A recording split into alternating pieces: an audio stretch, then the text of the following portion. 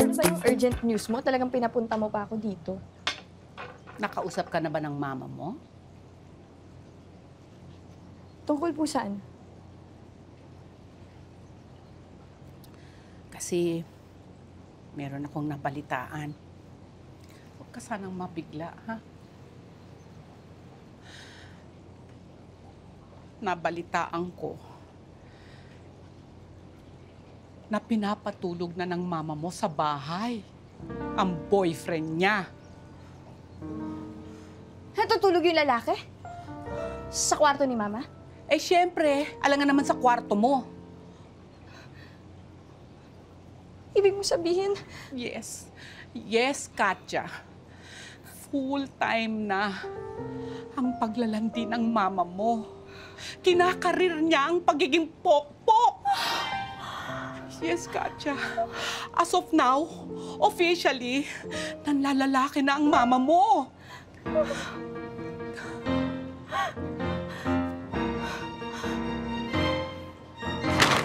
Guys, pwede ba? I do not find this funny at all. Bakit naman? Kahit may karapatan na naman si Tela na maging happy, no? Karapatan? Oo nga. Alam ka namang ikaw lang masaya. Oo nga. Talaga, amigo? Tawang-tawa ka? Ha? Nakikisali ka talaga? Ito na lang. Kat, tell us nga ano ba talagang problema?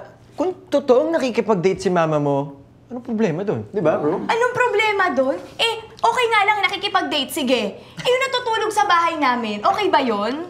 Eh, bakit gano'ng katagal na ba magkaiwalay mama and dad mo? Tsaka di ba analda sila sa kasal? Laki-laki na ng mama mo. Ano ba yan?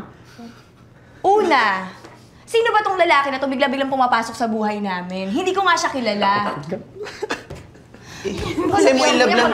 Sorry, di ko talaga. Malay mo, At saka, ito. sandali, Diba? bakit? At saka, ano bang kailangan niya sa nanay ko? Eh, malay mo nga in love lang talaga tong si K-pop Oo, girl. baka dun in sa- love na na. Oy, diba? Iba yun. 50 plus na yung nanay ko. O, ano naman kung 50 plus, hindi pwede pagnasahan?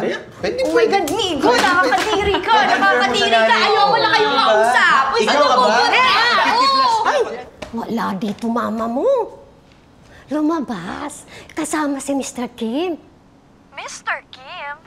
Manang tell me, sino ba yung Mr. Kim na yan? Eh, Koreano, yung friend ng mama mo.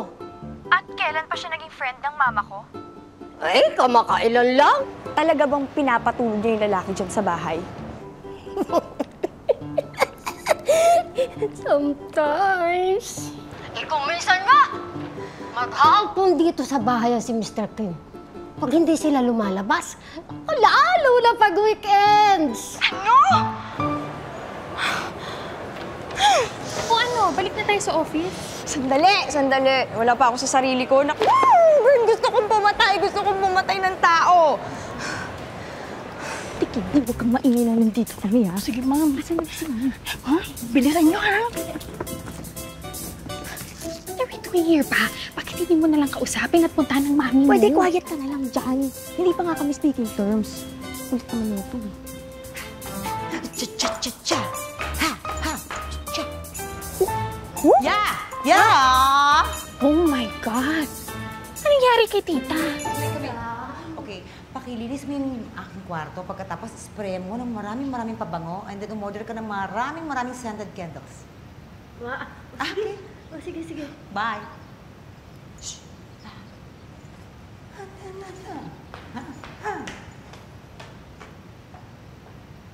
Kailangan mag-usap kayo para mawala yung mga misunderstanding nyo. Mila, okay na nga ako makipag-usap. Ewan ko lang sa kanya.